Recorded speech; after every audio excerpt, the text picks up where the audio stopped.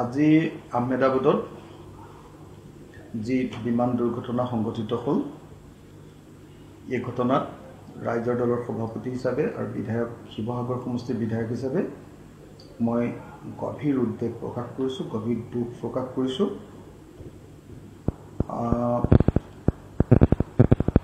Air ইণ্ডিয়াৰ এখন international ফ্লাইটত এনেকুৱা ধৰণৰ ঘটনা সংঘটিত হোৱাটো সঁচাকৈ বহুত দুখজনক ঘটনা। মই ভাবোঁ যে সমগ্ৰ দেশজুৰি এই ঘটনাত আমি শোক প্ৰকাশ কৰা উচিত।